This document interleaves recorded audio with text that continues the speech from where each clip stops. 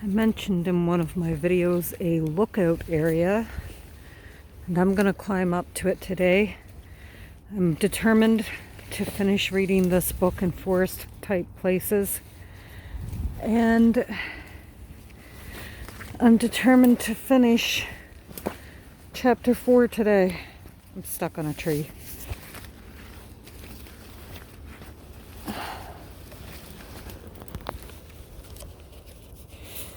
I'm carrying my umbrella, my backpack, and a dark roast coffee.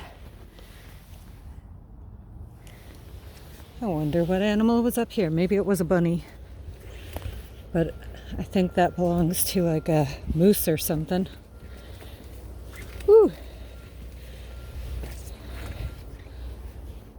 So yeah, my hands aren't as free as when I usually climb up here, and I can push things out of my way. But that's okay. Up I go. To the tippiest top.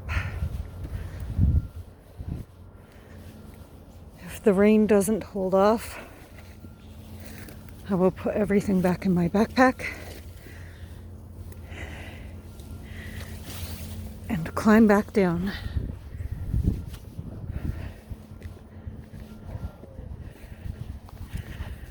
This is quite a climb.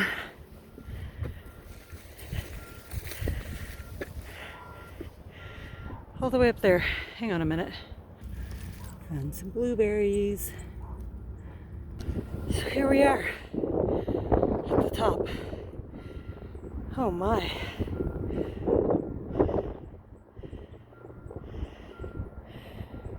Climbing back down.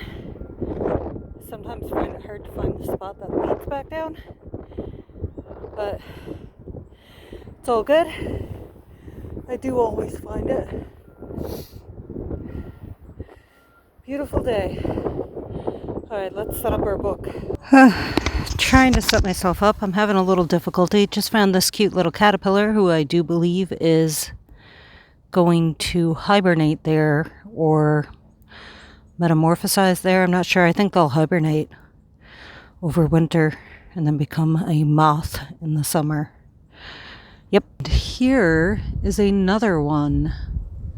There must be many of them here. I have to be careful where I step, I guess. Well then. I'm having quite a difficult time attaching my camera to a tree.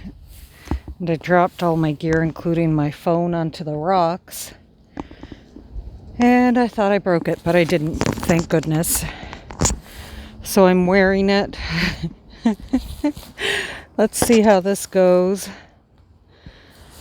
It's fine. Okay. I'm gonna open up my coffee.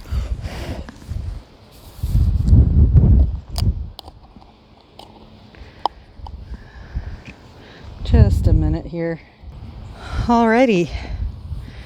So here we are. Forest folklore. Oh my. I decided to start putting a bookmark in there. The fairy weaves a magic to see, you must believe. Alright. Let's slip that in my pocket for now. We are on page 132.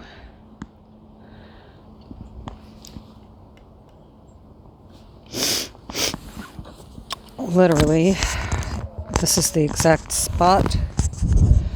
Alright, so the Pelu Islanders assert that the tree spirits will remain in the wood with which they have built their houses until they have been previously expelled, and accordingly, when they are felling a tree, certain incantations are used to induce the spirit of that tree to leave and to take up its abode in another. Similarly, in the Philippine Islands and in Borneo, the spirit is requested to leave a tree about to be felled.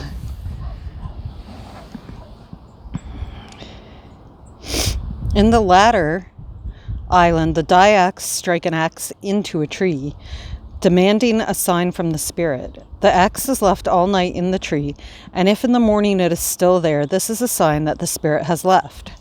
If, however, the axe is found lying on the ground, that shows that the spirit has cast it out, and the tree must on no account be interfered with. These sunglasses have to come off. They are making it entirely too dark to read. Alrighty.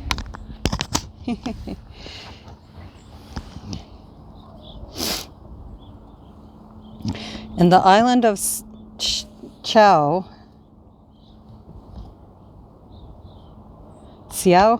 one of a tiny group, certain spirits are believed to dwell in the woods and in massive trees standing apart. This spirit is said to have an enormous head, a massive body, and long arms and legs. It appears when the moon is full and must be propitiated by offerings of food set in the spots which they haunt. The natives of the island of Nias, to the west of Sumatra, say that when a tree dies, the spirit which inhabited it becomes a demon. This demon will kill a coconut palm by merely resting on it, and can kill children by sitting on a post of the house in which they live. Other trees, when still living and uninjured, are said to be the ordinary homes of demons, but if they be injured or felled, the demon then becomes free to roam about and cause much harm. Consequently, these trees are carefully guarded. The island of Celebes contains many powerful spirits and demons, and it is stated that the demons inhabiting many of the largest trees have human forms. The higher the tree, the more powerful the demon. It is necessary to fell such a tree. If it is necessary to fell such a tree, the demon is duly informed of the fact and is requested to leave the tree, provisions being provided for his sustenance on his journey hence, while he looks for another home.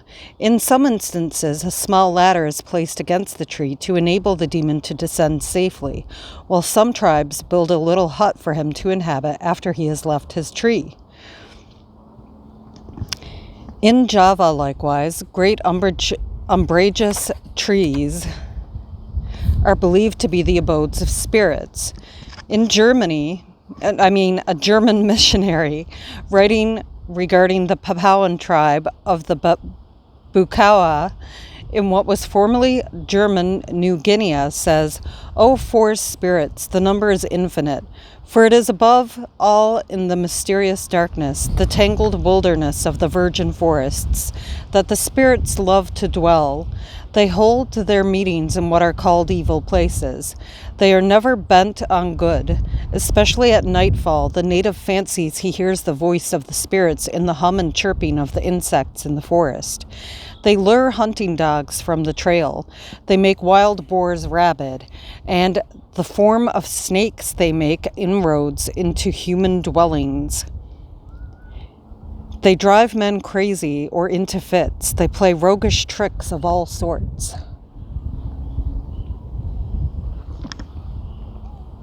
In the western part of British New Guinea, female demons of a very dangerous character inhabit large trees which are never felled.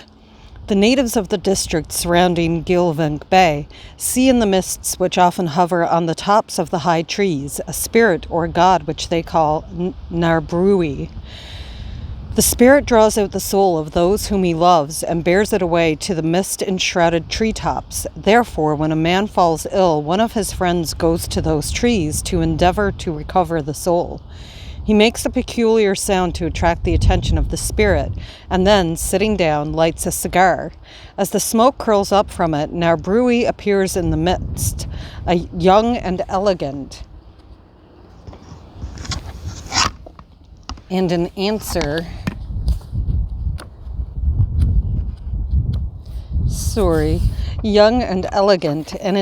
to inquiries, says whether the soul is with him or not. It is on receiving an offering, Narbrui returns it.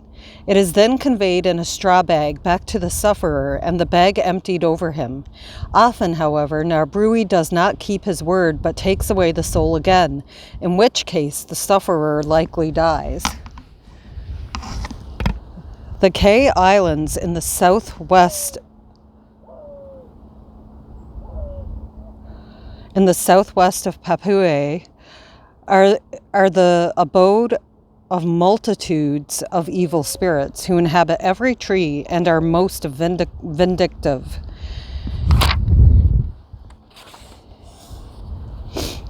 Even speaking when passing their abode brings down their wrath on the offender's head, who must appease them by an offering or drive them away by the offensive smell of burnt hair or horn.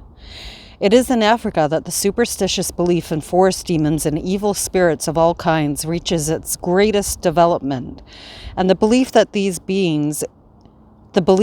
these beings is general among all the tribes of that dark continent. The Reverend John H. Weeks tells that the Bolaki of the Upper Congo believe themselves to be surrounded by spirits which continually endeavor to thwart them and to do them harm at every hour of the day and night. They believe the rivers and the creeks to be crowded with the spirits of their ancestors, as well as the forest and the bush. These are ever seeking to do injury to travelers when overtaken by night. Mr. Weeks remarks that he had never met a man among them daring enough to go at night through the forest that divided Mosem from the upper villages.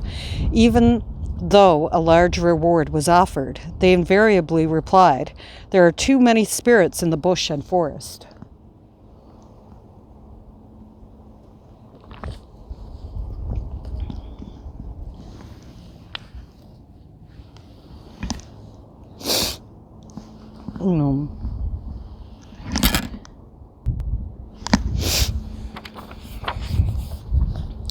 Sacred spirits, which are reverenced as being the abode of a divinity, are found in every part of the great continent.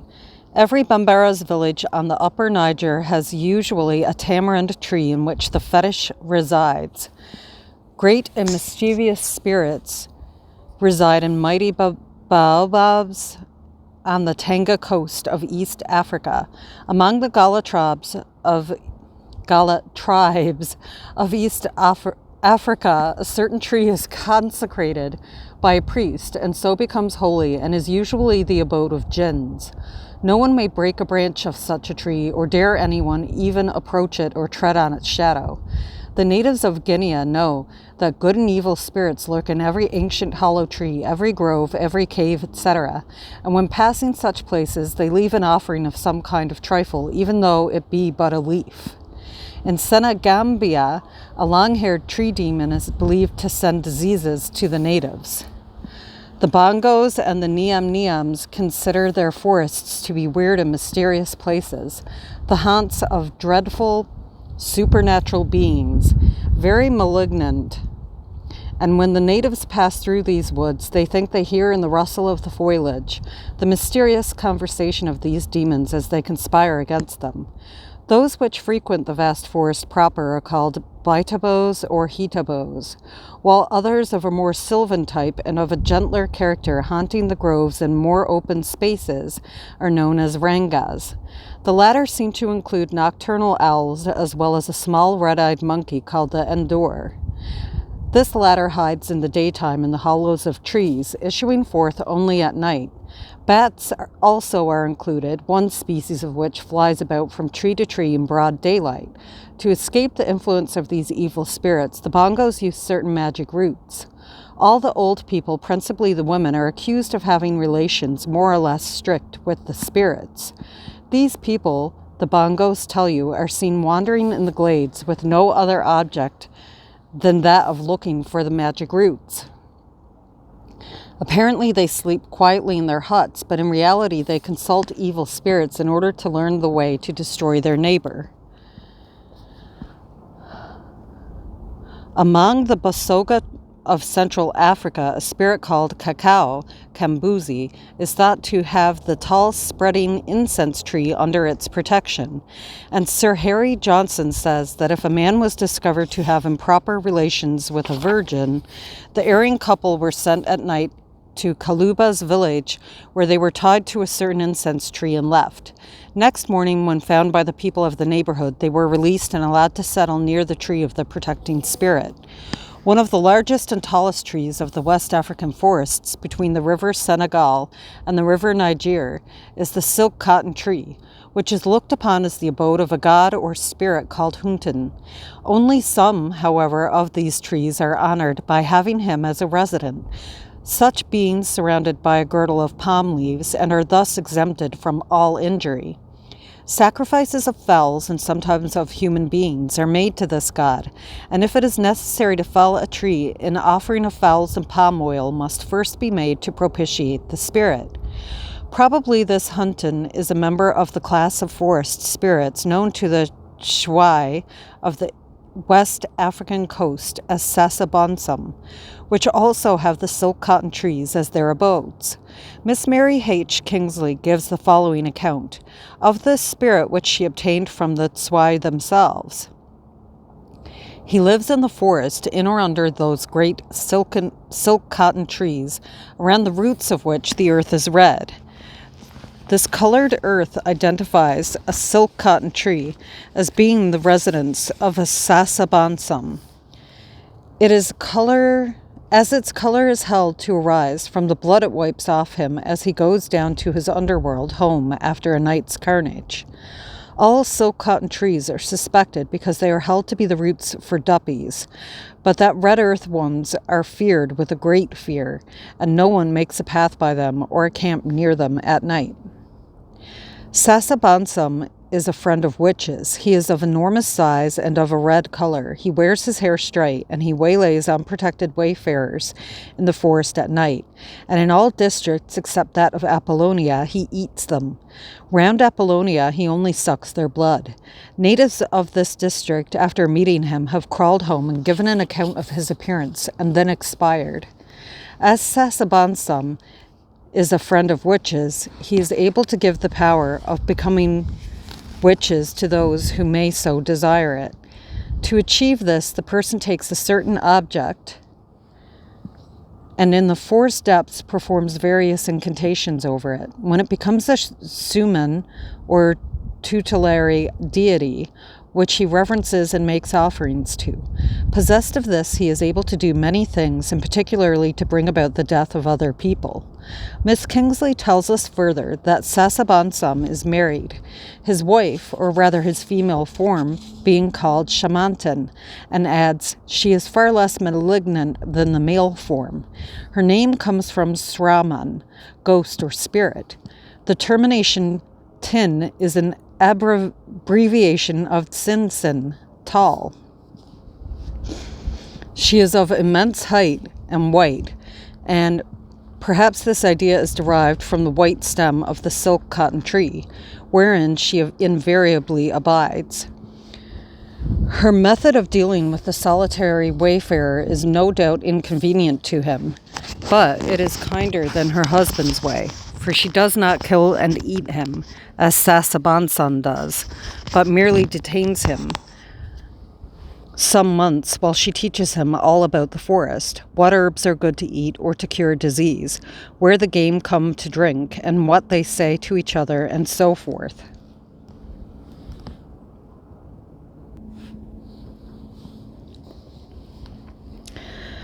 Another class of spirits is called Ambwiri, who appear to be of the nature of dryads, and to whom trifles are offered when passing the tree of their abode. In West Africa, there are often seen heaps of branches lying in the forests of the Fan country. The reason for these being that each traveler through the forest adds a leafy branch to the heap, by doing which it is believed that the demons inhabiting the trees will not allow them to fall on the traveler, nor their roots trip him up. Paul du Chaillu, in his extensive travels in equatorial Africa, mentions a forest demon, Naburu, by name, for whose accommodation small houses are built in the forest. His bed of dry leaves, covered with a mat, was on the ground, and his pillow consisted of a smooth, round piece of wood. For long, the pygmies of Central Africa had been regarded but as mythical creatures inhabiting the forests of that mighty continent. The records of ancient Egypt, however, speak of them as being really existent. The tombs of the 6th dynasty bear record of them. Thus there is one telling how the pharaoh Asa spoke of having seen a pygmy brought from the land of Punt, now known as Somaliland, and 5 reigns later there is the record telling how the pharaoh Meron Ra sent a servant to bring a pygmy from the land of Punt by the lake Punt. Homer mentions them when he wrote of the annual warfare between the cranes and the pygmies, and Herodotus says that he had heard from the registrar of Minerva's treasury at Sais in Egypt of certain young Nasamonians, a Libyan tribe, who, while exploring in the south, had been captured by certain diminutive men and carried away to their city. Sir Henry M. Stanley, in his journey across Africa, proved that these pygmies had a very real existence by discovering them in the solitudes of the vast Central African forest.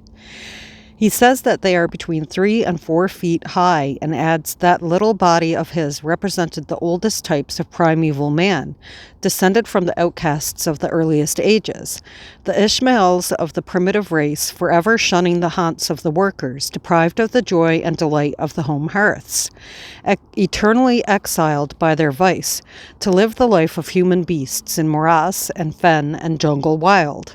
Think of it. 26 centuries ago, his ancestors captured the 5 young Nasamonian explorers and made merry with them in their village on the banks of the Niger.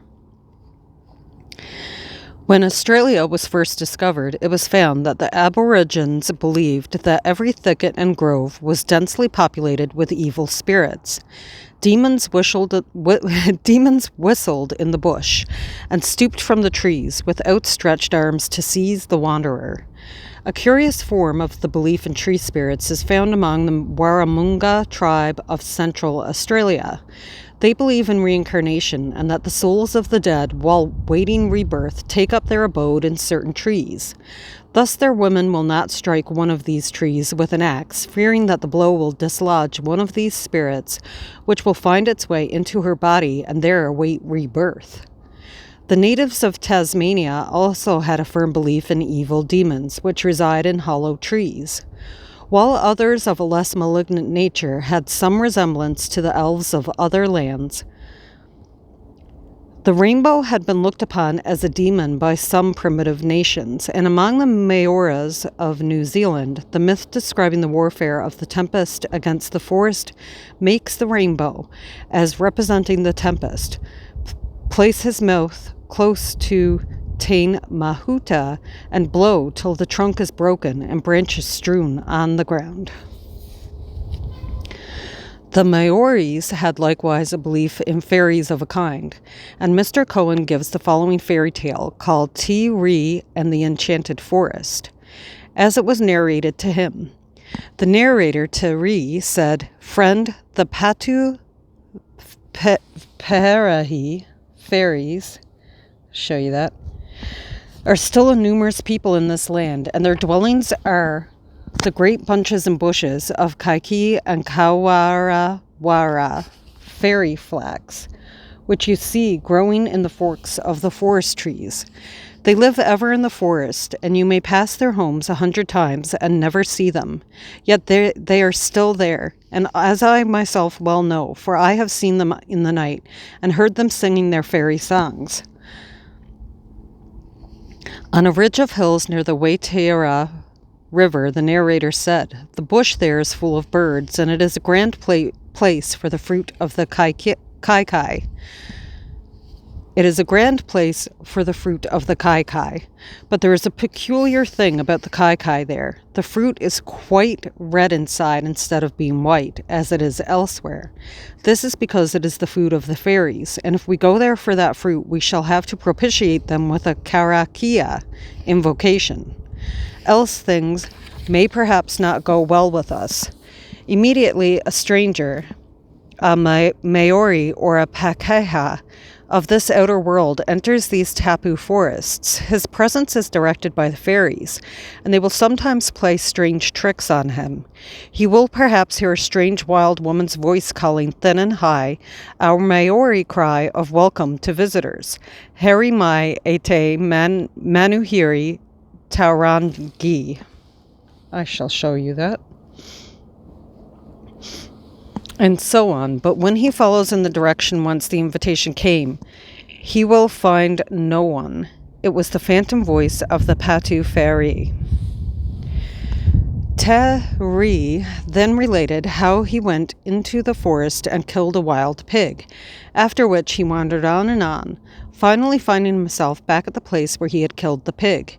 He was lost, but set off again, and once more found himself at the same place. Here he lay down and slept. In the morning he saw, lying on the ground, a stick which moved. It was an enchanted stick, and Tyree, continuing his story, said, "Anyhow, I took hold of the stick. As soon as I grasped it, I felt it move and draw me away. I did not let go, though I knew there was wizardry in it.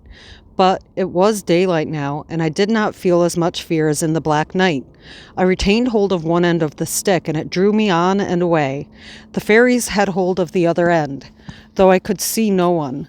I left my pig lying on the ground. The stick would not wait for me to take it, and I thought it best to leave it there as a peace offering to the spirits of the bush.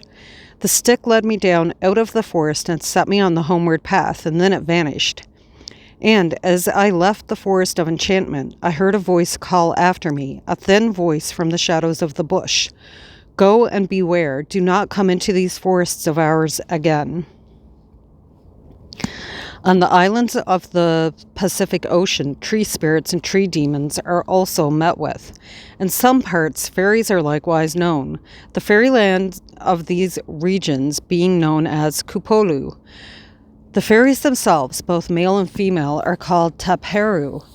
The Taperu, or peerless ones, properly speaking, are the 4 daughters of the female demon Mairu, who is ugly and deformed, resides in the lower regions, and cooks human spirits in her oven. Her 4 daughters are of an unsurpassed beauty and often ascend to the upper world at sunset. Often arranging their lovely tresses in the moonbeams, they deign to take part in the dance performed by mortals in honor of their brother, by name Tautaiti, this particular dance being known by his name. These fairies, however, will only dance on a floor of fresh banana leaves, which are not in the least injured by their dainty steps. In the eastern islands of the Pacific, Taperu, or fairest of the fair, is a favorite name for the girls. In the Tonga Islands, certain particular trees are believed to be inhabited by spirits, and the natives lay offerings at the feet of these. One of the gods formerly worshipped in Fiji was known as Roko Suka, and his representative on these islands was said to be the land crab, as that creature is rarely seen there. Whenever one appeared, the priest, an old man, was at once told that the god had favored them with a visit, whereupon a string of new coconuts was at once presented to him, as any neglect might cause him to bring disaster upon the people. The natives are greatly afraid of ghosts, especially the ghosts of the dead. These are supposed to plant a tree called the tarawau, which bears an intensely bitter fruit. A certain ironwood tree, Casuarina, I'll show you that word, which had been planted in a valley in Fiji by the Tongans, were believed to be the impersonation of an evil spirit named Vauter. A man named Orangi heard that its wood was very useful in other lands, and resolved to cut it down. Accompanied by 4 friends, he set out on this errand. When he came to the tree, they found that it had 4 gigantic roots, which they proceeded to cut. But after each root had in turn been nearly severed, when they returned to complete the work, the roots were as intact as ever. Each man then applied himself to one root, and in due course at dawn the mighty tree fell with a crash. Then they resolved to return home and complete the work next day. 2 of them, however, died on the way the next day when Orangi and his 2 surviving friends returned. They found the tree standing as erect as ever, but, significant omen, the whole was of a blood-red color, as if resenting the treatment it had received. The 3 then proceeded home, the 2 remaining friends of Orangi likewise dying on the way. Still hopeful, however, Orangi, accompanied by a number of other friends, returned one day, but failed to find the tree. The Reverend W. Wyatt Gill tells the rest of the legend thus. Orangi had done his utmost, but had been foiled by the malicious demon of the ironwood tree, and soon after died. But there was no one who could overcome Vater and render the wood... But was there no one who could overcome Vater and render the wood of the tree useful to mankind? One came from the land whence this tree was originally derived, and had in his possession a remarkable ironwood spade named Rao-I Paku, the hole where it must fall, given to him by his father Ruatia, ere he set out on his voyagings for any dangerous emergency. This talisman was very valuable as a club. Armed with Rao-I Paku, he resolved to do battle with the demon Vater. Upon reaching the shady valley of Angurao, he carefully surveyed the coveted tree and began his operations by digging up the earth about the roots, being careful, however, to avoid injuring any of the main ones. Day after day, entirely unassisted, the brave Ono persevered in his arduous task in pursuing the roots in all their deviations over the valley and hillside. Upon their becoming small and unimportant, although exceedingly numerous, he fearlessly chopped them with his famous spade. The chips flew in all directions over hill and vale under his mighty blows. After many days' toil, all the surface roots were bared and severed at their extremities, so that the tree began to totter. The taproot alone remained. Ono dug to a great depth into the red soil, and then, at a blow, it divided it. At this critical moment, the head and horrid visage of the evil spirit Vater became visible, distorted with rage at being again disturbed. His open jaws, filled with terrible teeth, prepared to make an end of the impious Ono, who, perceiving his danger with one well-directed blow of his spade club, luckily succeeded in splitting the skull of Vater. The victorious Ono now leisurely removed the 4 great gnarled roots, which were, in sooth, the arms of the fierce Vater, and afterwards divided the enormous trunk, the bleeding body of the demon, into 3 unequal portions. One to furnish a quantity of long spears, another to be split into area, or skull cleavers, the third to furnish arrow, or wooden swords. All this was accompanied by the versatile qualities of Rao-I Paku, which was used first as a spade, then as a club, and now as an axe. The 1,000 chips from the small roots of this wonderful tree, falling everywhere over the hill and valley and seashore, originated the ironwood trees now covering the island. But happily Vater can no more injure mankind. Many songs were formerly sung relating to the exploits of this Ono, and a fragment of one in connection with the above says, "The ironwood tree of Vater is felled, it lies low on the earth. Once it stood erect, now it is prostrate. Turn the log over and over, the tree thus laid low. Formerly it was the glory of the valley, once it stood erect, now it is prostrate." The New World possessed forest spirits and forest demons very similar to those which infested the forests of the Old World. Dr. Robert Brown, speaking of the vast forests of North America, says that to the Indians, these dark primeval forests are the home of all things fearful to be avoided. Where they lie, wave after wave of forest and forest, clothed hill, oak and alder and pine, and the bright autumnal yellow-leaved maple, full of bear and of beaver and of elk, and, if the scared Indian hunter is to be credited, worse things still. Cyclopean Smolenkos, one-eyed jointless fiends who run along the mountainsides swifter than the black-tailed deer, Pans and Dryads and Hamadryads, gods of the woods and the groves and of the waterfalls and the running streams. All these haunt the country out of sight of the salt water, of evidence uncontrovertible, had not Kakaan's father's brother's friend seen them when he was seeking his medicine, or Makila's grandfather's cousin, Wickaninish, I'll show you that word.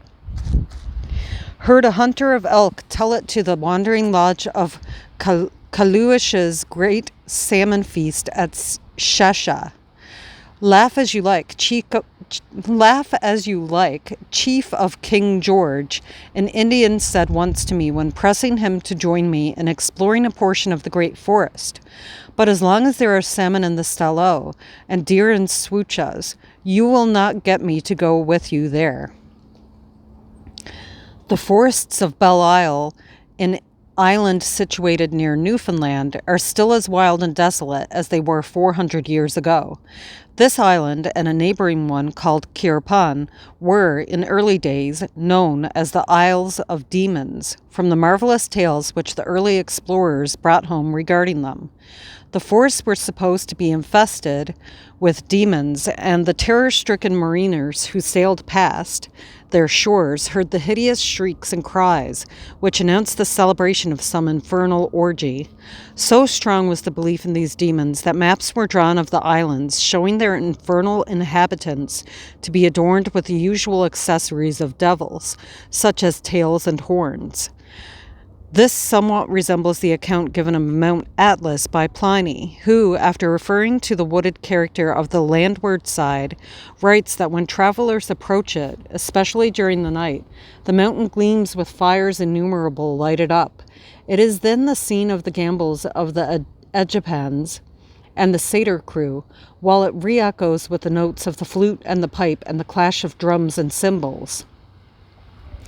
Many of the North American tribes believed that tall old trees to be the homes of spirits who cried out when the tree was cut down or felled through the natural effect of wind or floods.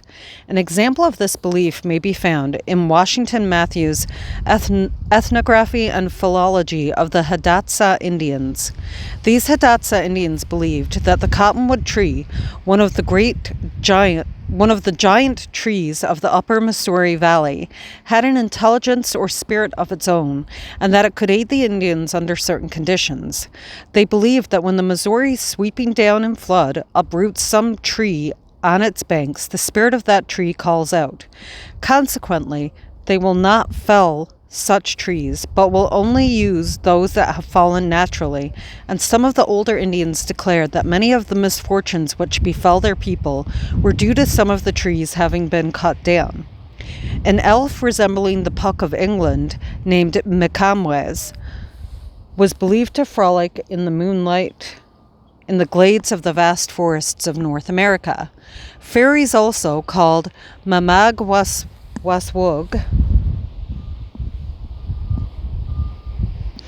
frequented the Canadian forests and were every whit as mischievous and lovable as their European relatives.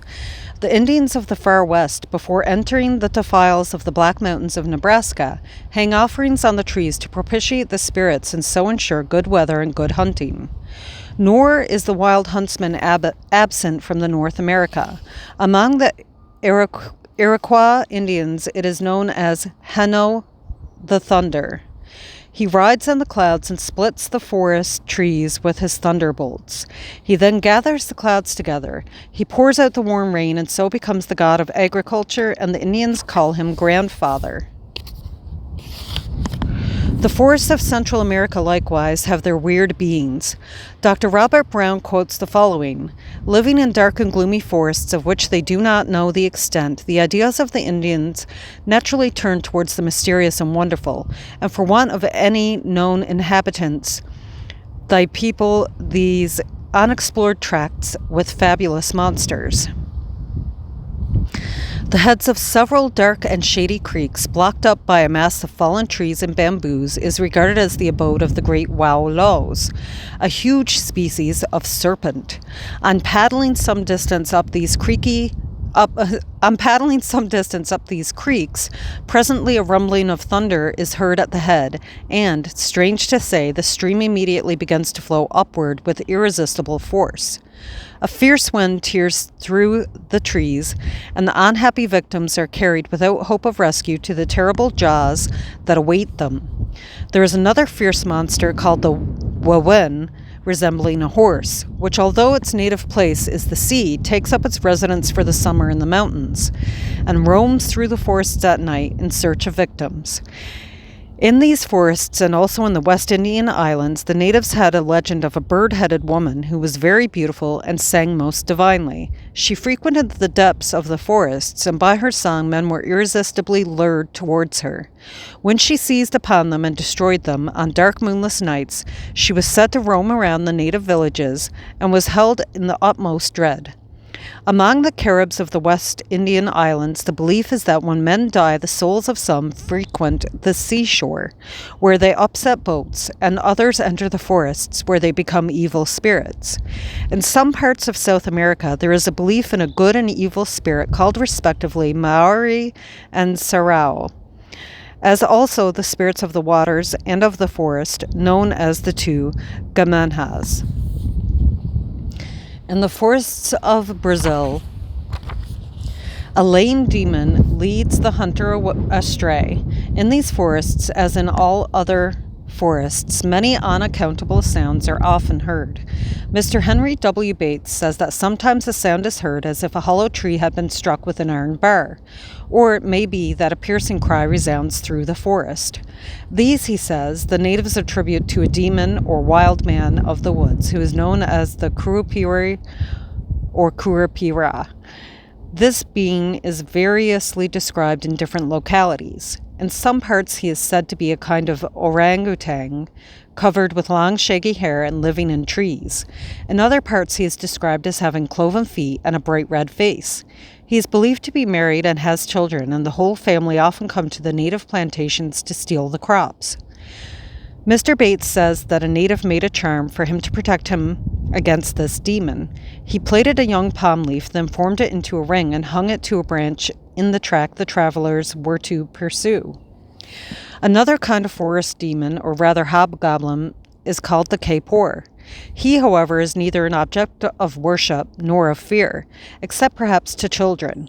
He is said to be a bulky, misshapen monster. With his skin is red, and he has long, shaggy red hair which hangs halfway down his back. The belief in these two demons has evidently had its origin in the tales of the wild animals of the Brazilian forests. Clearly, some of the monkey tribe, which tales highly embellished, have been handed down from generation to generation. Among the Aborigines of Brazil, the souls of the dead are believed to be constantly plotting evil against the living, who live in constant dread of them.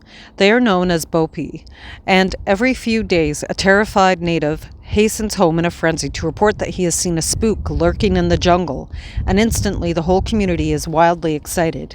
These ghosts of the dead are usually seen just as soon as the shades of night are beginning to fall. One part of the mouth of the Amazon is said to be haunted by the ghost of a page, or Indian wizard, who, as the Indian canoemen believe, require to be propitiated to enable them to have a safe return to their voyages into the interior.